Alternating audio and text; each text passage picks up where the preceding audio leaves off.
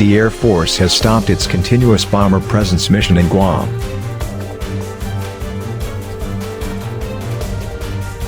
The Elephant Walk came days after the Chinese aircraft carrier Liaoning and its strike group made its way through the Miyako Strait near Japan and Taiwan, according to the South China Morning Post. Guam is more than 2,500 miles from Beijing.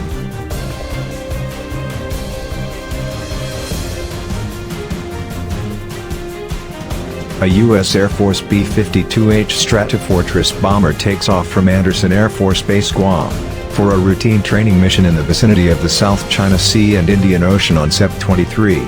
Senior Airman Christopher Quayle/Air Force. Strategic bombers will no longer conduct routine rotations out of Andersen Air Force Base in Guam anymore, as they have since 2004, according to Air Force Global Strike Command. Although the move signifies the close of a 16-year mission as part of the continuous bomber presence mission, the change doesn't mean strategic bombers won't operate in the Indo-Pacific anymore, the Air Force said. The decision follows a so-called Elephant Walk on Andersen's runway on April 13, where 5 B-52 strategic bombers joined an Air Force RQ-4 Global Hawk, KC-135 Strata tankers, a Navy MQ-4C Triton, and a Navy MH-60S Nighthawk stationed in Guam. Our diverse bomber fleet, B-52, B-1 and B-2, allows us to respond to global events anytime, anywhere, Air Force Global Strike Command said in the Post. Whether they're launched from Louisiana, Guam, or the UK, long-range strategic bombers have and will remain a bedrock of our deterrence. #Dynamic Force Employment.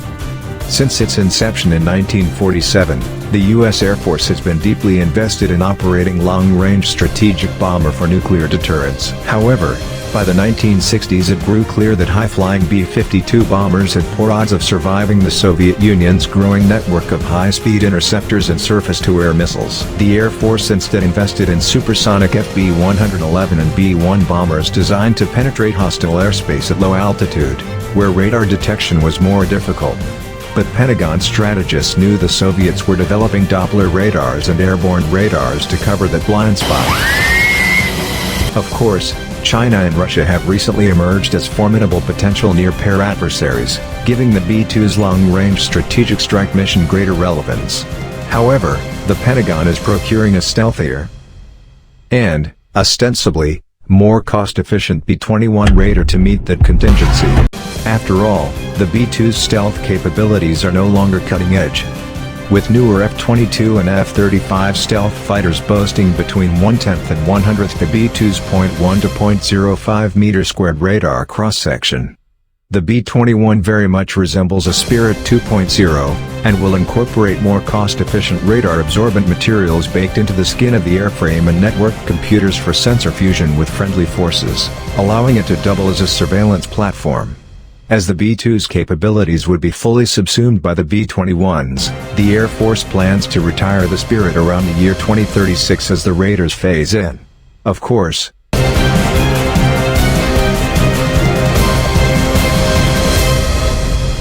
the B-2 story suggests that the biggest question may be whether the B-21 can stay on budget, and just how many Washington will be willing to pay for when the bill comes due.